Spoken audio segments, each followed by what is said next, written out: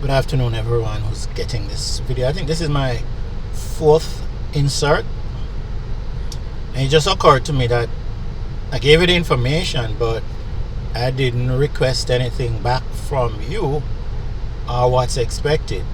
So I'm gonna kind of condense what all that information was about, so you clearly understand what's going on, just in case you didn't get it. And just in case the judges and JCF, the fraud squad, the integrity commission, the Jamaica government didn't get it. On the 29th of January 2019, we were set to go for a final order. It was set for 2 days, 29th and the 30th, on damages, a significant amount of damages. Court appointed expert witnesses, 2, and they furnished preliminary numbers, which amounted to about 40 billion US dollars approximately. With further calculations and a totality of the damages, we looked at over $2 trillion. We asked the debtors, since we are the creditors, we asked them to pay us approximately $1 trillion, expecting, of course, that they would counter, which we didn't have a problem with. But what we found, or what occurred, was Justice B. Morrison walked in and told us that we had withdrawn our application for damages. No application for damages was made. We were entitled to damages, and in the final judgment handed down by Justice Beswick, in her clarification orders, stated clearly that Capital One owed us or was liable for damages under the governing document for an injunction that was given to cover all damages that occurred as a result of the injunction, that we're entitled to damages under that undertaking. And again, I reminded that the undertaking is really a money instrument, a promise and a pledge to pay, making us, once we became the judgment, we won the damages, we became Capital One's creditors. So we are the judgment creditors and they are the judgment debtors. So the undertaking is a money instrument, a financial instrument, a debt instrument for the amount of money we claim. So again, the total we've calculated is over $2 trillion, and that's what we're owed and due. So when they pulled that foolishness on the 29th, filing a fraudulent notice of withdrawal, we went straight to get all our money, regardless of what happened. And that includes taking action to foreclose on the bank. We can. They owe us money. We are their largest creditors, and therefore they have every right to object, but they didn't, and they haven't filed anything other than fraudulent actions. And what I wanted to clarify for everybody and condense it was that when Justice Morrison did what he did, knowing that there was fraud in front of the court, because we had filed all kind of documents prior to that showing the fraud, and in fact Justice G. Brown had ruled that the fraudulent documents that they brought in from the US had no standing in Jamaica, and Justice Pusey had said that previously to them as well. So when Justice B. Morrison did what he did, he knew about the fraud, and in so doing and making that kind of order, and after we told him we didn't make any such withdrawal, what Justice B. Morrison was doing was actually being complicit in the fraud, because he knew about it, yet he allowed it. With that said, we expect that every Jamaican with an interest in their country needs to scream out about this and let the Jamaica government need to know they need to take action. They work for us. The government work for us. They're not there running their own patty shop. It's not a patty shop. It's a government supposed to take care of the country. And if they're not doing it, there's no confidence in them. And they need to call a snap election and let somebody get in there who will take care of our business.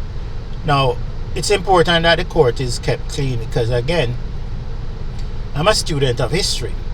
And what I have learned is that every failed state, every crashed economy, every country in chaos and revolution and civil war and under attack from terrorists failed its people because the judiciary failed.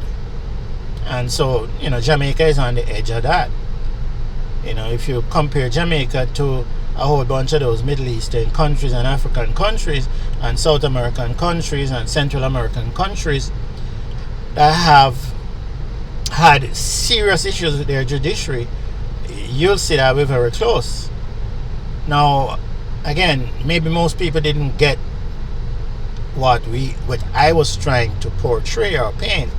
So if you didn't get it, this is what happened. Justice Morrison actually participated inadvertently or advertently because he knew about the fraudulent action that was in front of him, and he acted nonetheless to support the people pulling the fraud, which means the fraud they pull, and fraud is action that's taken through deceptive means to deprive people of their property generally, and property includes money and anything else property.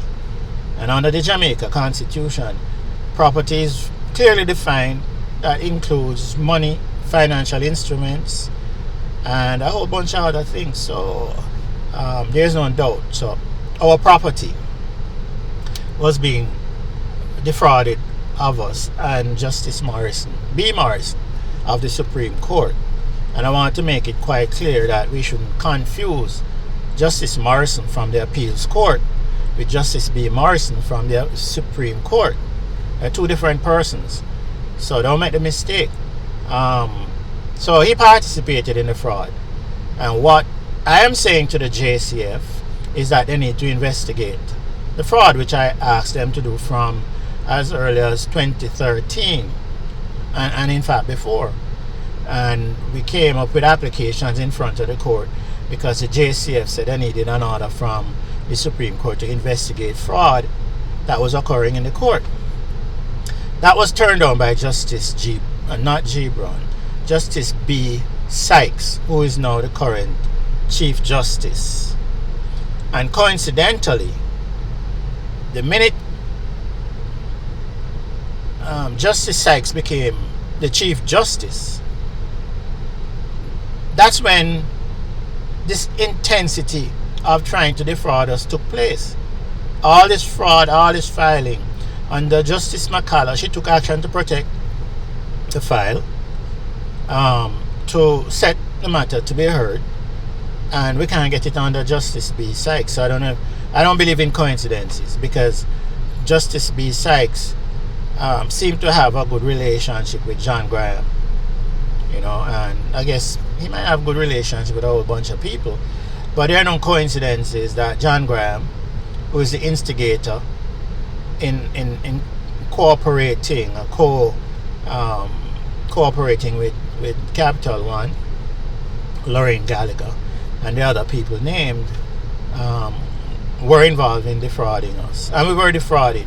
When Justice B. Morrison did what he did and then left, saying that we weren't going to get any orders on the amount of money that was owed to us so we could collect it. Because we don't need an order to tell us that how much money is owed. We know that. We calculated it. We need the order so that we can go about with a legitimate, authenticated order from the court that we are entitled to collect this amount from Capital One. Which means we can enforce it in any jurisdiction that they're doing business. We can take it and go foreclose. We can take it and enforce it anywhere in the US because that's where it was issued. So we need that final order with a final figure from the court. Other than that, we have to file now a separate suit to foreclose on them to get a number from the courts in the US to say this is the amount that's owed. We have already been given orders and judgment from the U.S. court that the Jamaica court is the court with jurisdiction over this matter. So we got our judgment that they owe us this money. It's just the amount that we need, and that's why we need to have the matter set so we can have a final order stipulating the exact figure that's owed. So again, I'm saying to the JCF and every Jamaican and everybody that's in the court system that when we applied for the order for the JCF to investigate the fraud, Justice B. Sykes turned it down and stating to me, and it's in the court's record because I filed a complaint immediately when he said it, that he wasn't going to do it because too many people would get into trouble. That's no joke. Subsequently to that, he said that in an event the JCF, they don't need any order from the court to investigate fraud.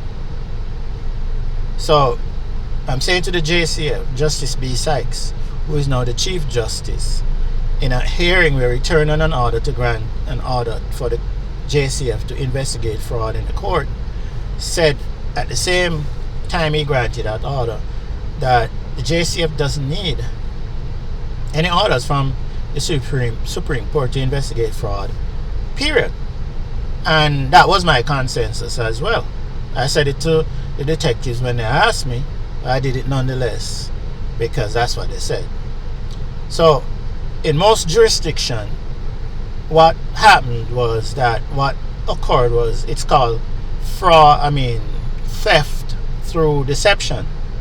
Deception meaning they did some funny tricky stuff to steal our property under the guise that it wasn't stealing, it was some other action, which is still fraud. Because you're deceiving everybody around. They couldn't deceive us, obviously, because we know the money is owed. We didn't get an order from the court about the amount of money that's owed. So the amount of money we filed for, when Justice B. Morrison did what he did, he actually allowed them to defraud us of that money. So in truth and in fact, the theft actually took place. The fraud actually took place because after we gave him the opportunity to reset the matter or rehear the matter, he didn't. He said he's not going to do it. He's not going to do it. Now, one could have said that if the justice was not aware of what was going on and he was strict, when we filed for him to rehear the matter because that we didn't file that application and he refused, then at that point there can be no doubt that he knew exactly what he was doing. He knew of the fraud and he allowed it. So his participation is more than evident. And what that spells is questions for every Jamaican person that had a litigating issue in front of the court, in front of which appeared in front of Justice B. Morrison. The police need to investigate all the cases that he ruled on, and the Civil Service Commission, not the Civil Service Commission, the Judicial Service Commission, need to also investigate every case that this man made a ruling on. Because if he did it now and was so brazen in doing it, then he probably did it before. He probably did it before. Okay, you did something so brazen, it means it's something you're accustomed to doing and you're getting away with it. So you figure you're going to do it to everybody, and then that's it. So theft through deception, which is fraud, actually took place because Justice B. Morrison facilitated it. And he facilitated it in more than one way. Remember, Capital One and Lorraine Gallagher and the Alexander Burnham Trust was already judged by both the appeals court and the Supreme Court, the very Supreme Court that Justice B. Morrison works for, to say they have no standing and nobody owe them any money. They shouldn't be in front of the court. So all we went there to do was collect with money, or the means to go collect with money. And what happened was we were defrauded by the actions of not only that woman, that young lady filing the fraudulent withdrawal notice, but by the actions of Justice B. Morrison, who took arguments from that lady, took arguments from John Graham in support of the fraud. And then he, as I said, we filed all the fraudulent documents and they were in front of the court. So he can't say he never know about it. He knew about it. So every action that this man took against any other litigant in this court or any other court in which he worked should be investigated. Because if he was so brazen in doing that to us and we're there and we're not idiots, then what has he done to other people? Those are questions he needs to answer to the Jamaican people. Not only to the the Judicial Service Commission. Or at this point, it's too late for him to just answer it to Justice Sykes, because Justice Sykes seemed not to be doing anything because him have the man still working there. No sanction. After all that evidence that's put in front of Justice B. Sykes, in front of the JCF, in front of the government, in front of the Judicial Service Commission and the Integrity Commission, and the man is still working there at the Supreme Court where him rip us off. And as I said, I make no apology because that's what him do. Rip us off or attempt to rip us off. But any case, the action he took, he was complicit in the fraud. And Jamaicans must understand that they shouldn't allow that, especially in the courts. So they need to, again, pressure the Jamaican government and pressure the courts to eject people like that from hearing people's matters and getting them out of the system. Let the man go find work somewhere else. Him no know better than the people who out there scamming. And in fact, Jamaica passed a scamming law some maybe 2-3 years ago that they've been using to haul people out of Jamaica into the US jurisdiction. And the scamming law clearly defines that the action that was taking place, had taken place and is still taking place in the Supreme Court in the matter that we want our order for damages. The amount is clearly defined under that law as a criminal act. So again, we need Jamaicans to stand up and step up and help keep your country clean, because destroying people's lives, business, economy, and yours too. Don't think the fact that they rip us off or attempt to rip us off not have any effect on you. You think about it. All that we were planning to do and had projects approved to be executed with financing in place, pre-sales in place, and they went and gave an injunction to a group of people that the appeals court rule should have been thrown out of court, should have been tossed out on the necks. And those are the people that this handful, and I keep saying handful because a handful of people that caused this to happen to us and is now delaying us getting our final order for the amount of damages. And the only way we can get that order is if the court set it and have the judge give us our order. And as I said before, we're not going there to be tricked or no games played.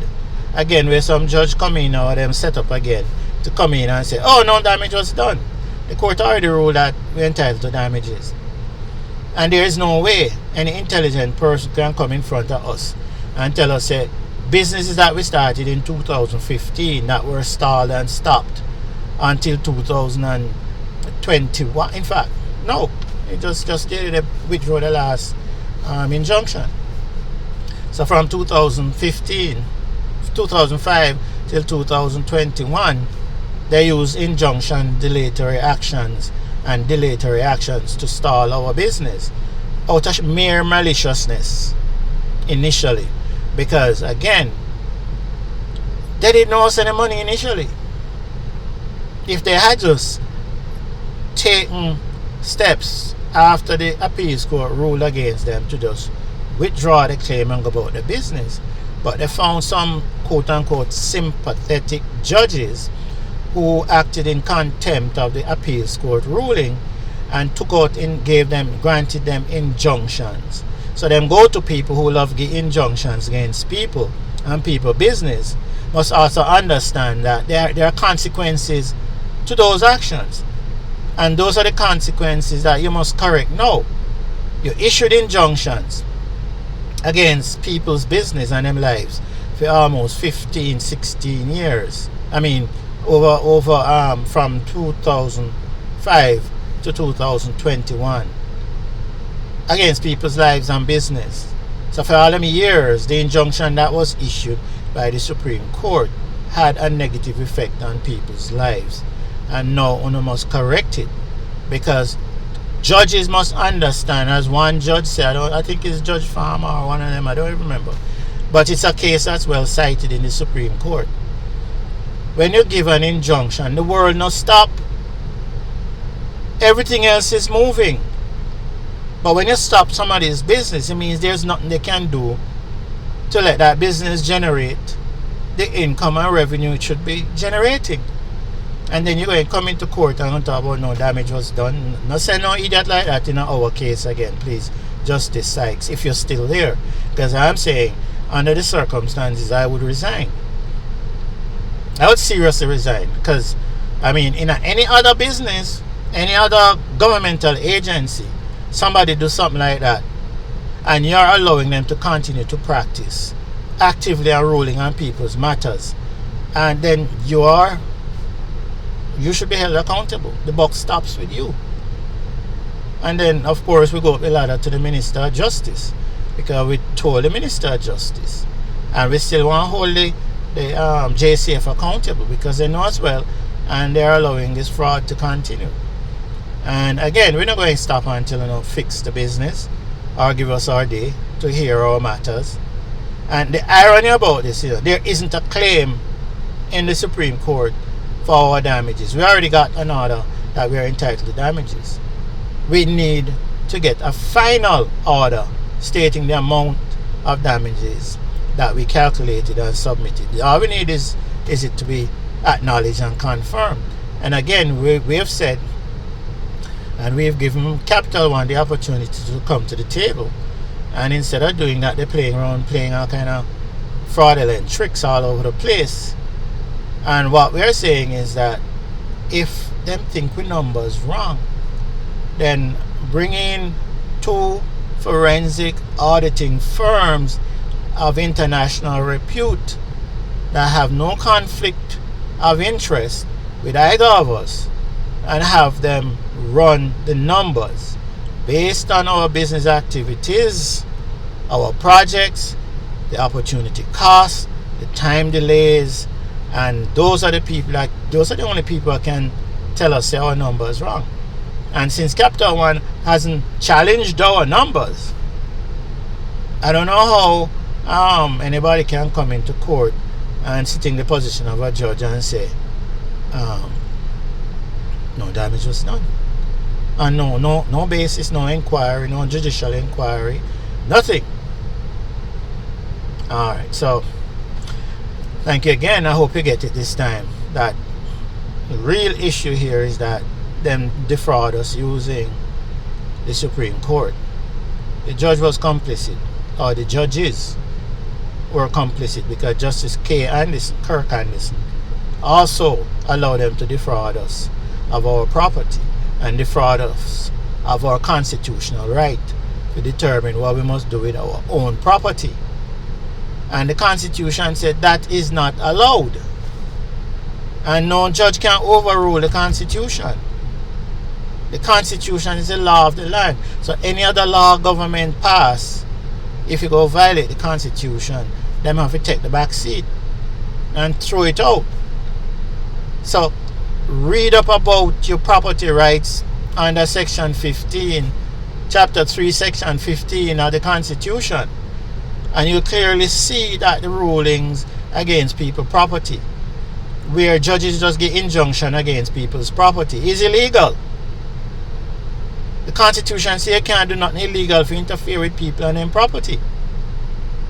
And the appeals court ruled that they don't have any right to interfere with us in the first place. So how a lower court judge or judges just ignore the appeals court and ignore the Constitution and interfere with people's property and their rights. And this is what Justice B. Morrison and Justice Sykes is now doing by not forcing the date for us to have our damages so we can go collect it. Have a great weekend.